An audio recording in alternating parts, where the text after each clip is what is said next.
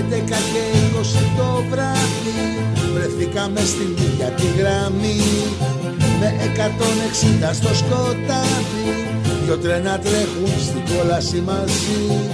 11 και 20 το βράδυ η σύγκρουση ήταν με το πίκι, εισιτήριο για τον Άδη, στου θάνατου τη φρικτή διαδρομή.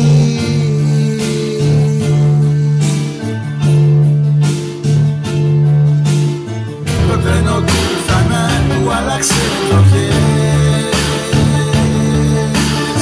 μέσα σε 12 λεπτά πήρε πολλές ψυχές.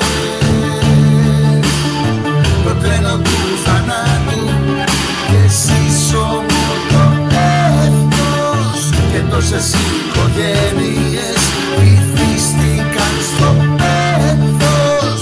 Το τρένο του θανάτου άλλαξε εποχές,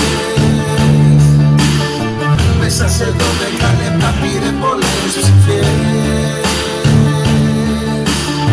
Το τρένο του θανάτου και εσείς ομολογεύτος και τόσες οικογένειες βυθίστηκαν στο πένθος. Το τρένο του θανάτου,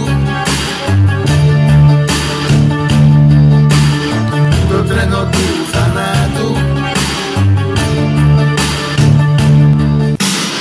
Ξεκίνησε η αμαξοστοιχεία, δεν γύρισε τις ράγες στο κλειδί.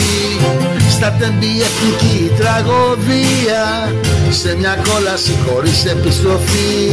Γέμισαν τα νοσοκομεία με σωρούς, θλίψη και σιωπή.